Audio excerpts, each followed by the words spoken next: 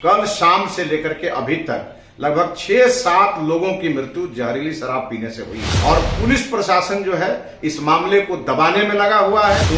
उनको डराया जा रहा है, धमकाया जा रहा है कि पूरे परिवार को जेल भेज दिया जाएगा। क्या नीतीश कुमार जी आपकी यही शराबबंदी है? छठ जैसे महान पर्व के अवसर पर यह तोहफा दिया है, ये कैसी आपकी शराबबंदी है? लगातार वहां भट्टियों को प्रशासन जाकर के दिखावा के लिए ध्वस्त करता है और एक भी व्यक्ति पकड़ा नहीं जाता है। नीतीश कुमार जी, ये सीधा आप पर आरोप है और बिहार की जनता को आप जीते जी मार रहे हैं। उनके परिजन को, उनके आश्रित को आप 5-5 लाख रुपया, 10-10 लाख रुपया जो मुआवजा सरकार देती है, उसके माध्यम से उस परिवार को आप मदद करिए, नहीं तो भारतीय जनता पार्टी चुप नहीं बैठेगी और आपके सुशासन को उखाड़ फेंकेगी। बिहार में रहस्यमयी ढंग से मौत हो रही है, ऐसा सरकार कह रही है, पर विपक्ष कह रहा है कि जहरीली शराब पीने से मौतें हुई हैं। सीतामढ़ी से लेकर गोपालगंज के बैकुंठपुर तक में अब तक 10 से ज्यादा लोगों की मौत हो चुकी है। विपक्ष ने मोर्चा खोल दिया है और सरकार ने सरकारी अधिकारियों को लगाकर इस बात पर मोहर लगानी शुरू कर दी है कि जिन लोगों की मौत हुई है वे कई बीमारियों से ग्रसित थे। नमस्कार, मेरा नाम अनूप नारायण सिंह है और आप बिहार टॉक के डिजिटल प्लेटफॉर्म को देख रहे हैं। बिहार में छठ के परना यानी 20 नवंबर के दिन सुबह में सबसे पहले खबर गोपालगंज से आई कि वहां बैकुंठपुर विधानसभा क्षेत्र के विभिन्न गांवों में 5 लोगों की रहस्यमय ढंग से मौत हो गई है। भाजपा के पूर्व विधायक, जो बैकुंठपुर से ही भाजपा के विधायक थे और वर्तमान में प्रदेश महामंत्री हैं, मिथिलेश तिवारी, उन्होंने एक वीडियो जारी करके सीधे शासन और प्रशासन पर आरोप लगाया कि उनके विधानसभा क्षेत्र में 5 लोगों की जहरीली शराब पीने से मौत हो गई है। पहले मिथिलेश तिवारी के उस बयान को सुनवा देते हैं। गोपालगंज जिले के बैकुंठपुर थाना क्षेत्र से अत्यंत ही दुखद खबर आ रही है। सुरेश राम, टिंकू राम, रोहित शर्मा, झगरू राय, सिकंदर शाह, ये सभी बहरामपुर, सोनवलिया और सिरसा, मानपुर, चूटाहा, इसी आसपास के रहने वाले ये सब लोग हैं और इन लोगों की मृत्यु कल शाम से लेकर के अभी तक लगभग 6-7 लोगों की मृत्यु जहरीली शराब पीने से हुई है और कई घायल हैं और पुलिस प्रशासन जो है इस मामले को दबाने में लगा हुआ है। जिनके परिजन जहरीली शराब से मरे हैं उनको डराया जा रहा है, धमकाया जा रहा है कि पूरे परिवार को जेल भेज दिया जाएगा। इसके चलते वो लोग कह नहीं रहे हैं और बहुत सारे लोगों का पोस्टमार्टम भी नहीं किया गया है। मैं बिहार के मुखिया नीतीश कुमार से पूछना चाहता हूं, क्या नीतीश कुमार जी आपकी यही शराबबंदी है? पहले गोपालगंज में खजुरबानी हुआ, उसके बाद सिधवलिया में, मोहम्मदपुर से सिधवलिया तक जो है सो कई दर्जन लोग मरे और आज फिर से बैकुंठपुर को आपने छठ जैसे महान पर्व के अवसर पर यह तोहफा दिया है। ये कैसी आपकी शराबबंदी है? और नीतीश कुमार जी, वहां आपका महागठबंधन का विधायक है और आए दिन खबर आ रही है कि बैकुंठपुर के जो दियारा क्षेत्र है वहां शराब का सबसे अधिक निर्माण हो रहा है, जहरीली शराब बनाई जा रही है। लगातार वहां भट्टियों को प्रशासन जाकर के दिखावा के लिए ध्वस्त करता है और एक भी व्यक्ति पकड़ा नहीं जाता है। नीतीश कुमार जी, ये सीधा आप पर आरोप है कि बिहार की जनता को जहरीली शराब आप पिला रहे हैं और बिहार की जनता को आप जीते जी मार रहे हैं। और आप कहां गया आपका सुशासन? आप कभी मशरक में घटना होती है तो पूछने नहीं जाते हैं, गोपालगंज में इतनी बड़ी बड़ी घटना हुई तो पूछने नहीं गए।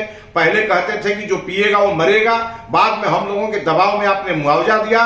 नीतीश कुमार जी, बिहार की जनता आपको माफ करेगी नहीं। और आपके जो उप मुख्यमंत्री तेजस्वी यादव जी हैं, जो बहुत बड़े ज्ञानी पुरुष हैं, जो जापान से लेकर बिहार तक ज्ञान बांट रहे हैं, मैं उनसे पूछना चाहता हूं, आप ही के पार्टी का विधायक है बैकुंठपुर में और लगातार आपके इसी टेन्योर में लगातार जहरीली शराब की घटनाएं हो रही हैं। क्या तेजस्वी यादव जी आप भी मिलने जाएंगे उन गरीबों से? ये सब महादलित समाज के लोग हैं, आपके भी समाज का 1-2 व्यक्ति है और उसमें और भी कई दूसरे पिछड़ा और अति पिछड़ा समाज के लोग हैं। ये बिहार की जनता आपको कतई माफ नहीं करेगी और आप पर हत्या का, मुख्यमंत्री और उप मुख्यमंत्री पर हत्या का मुकदमा दर्ज होना चाहिए और गोपालगंज के जितने भी आला अधिकारी हैं सभी के कार्यकलाप की जांच होनी चाहिए। तब जाकर के गोपालगंज से जो निर्दोष लोग हैं उनके मरने का यह सिलसिला थमेगा। और गोपालगंज सहित पूरे बिहार में यह वातावरण है कहने के नाम पे शराबबंदी है और घर घर शराब सप्लाई हो रहा है और उसकी वानगी अभी बैकुंठपुर से मिल रही है। इसलिए मैं बिहार के मुख्यमंत्री नीतीश कुमार से कहना चाहता हूं कि आप अपने किसी वरिष्ठ अधिकारी को भेजिए और अगले 24 घंटा के अंदर सरकारी स्तर पर इसको पूरी तरह से आप इसका सामने ले आइए कि ये जहरीली शराब से मौत हुई है और जो परिवार के लोग मरे हैं उनके परिजन को, उनके आश्रित को आप 5-5 लाख रुपया, 10-10 लाख रुपया जो मुआवजा सरकार देती है उसके माध्यम से उस परिवार को आप मदद करिए, नहीं तो भारतीय जनता पार्टी चुप नहीं बैठेगी और आपके सुशासन को उखाड़ फेंकेगी। तो आपने सुना, मिथिलेश तिवारी सीधे आरोप लगा रहे हैं कि बैकुंठपुर में जहरीली शराब पीने से लोगों की मौत हुई है।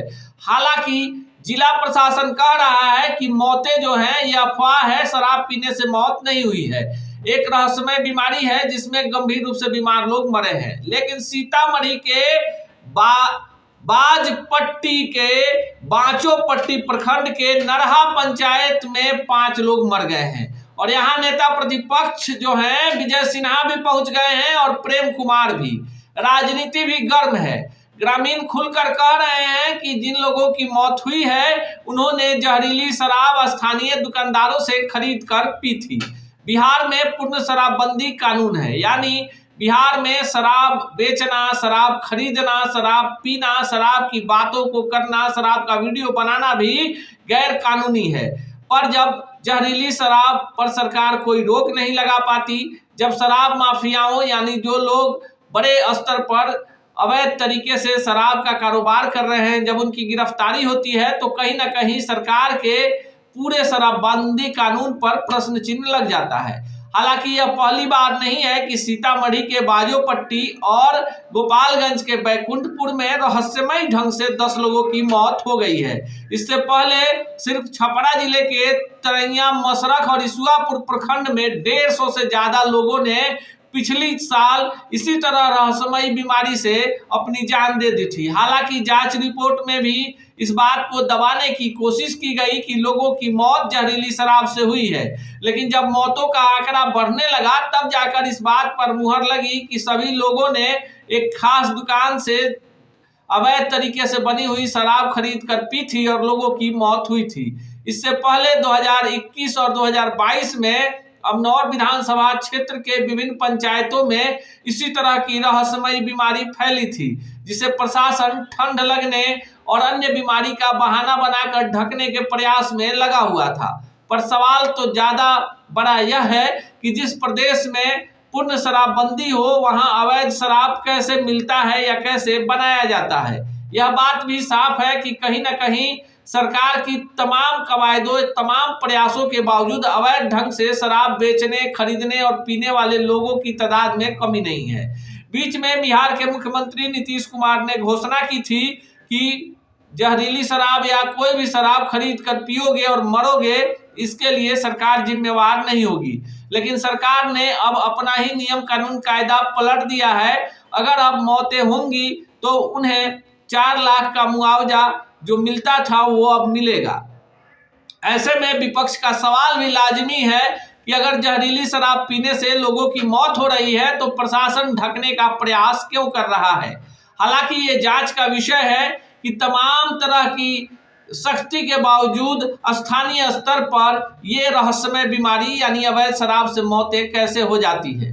अब शासन प्रशासन जो बातें कहेगा उसे ही ऑन द रिकॉर्ड माना जाएगा, पर विपक्ष है तो वह भी तह तक जाने के प्रयास में लगा हुआ है। इसी तरह की तमाम खबरों के लिए देखते रहिए बिहार टॉक। ऐसे ही खबरों के लिए जुड़े रहिए बिहार टॉक से। यूट्यूब पर लाइक और सब्सक्राइब करें, बेल आइकन जरूर दबाएं। फेसबुक, ट्विटर और इंस्टा पर फॉलो करें। धन्यवाद।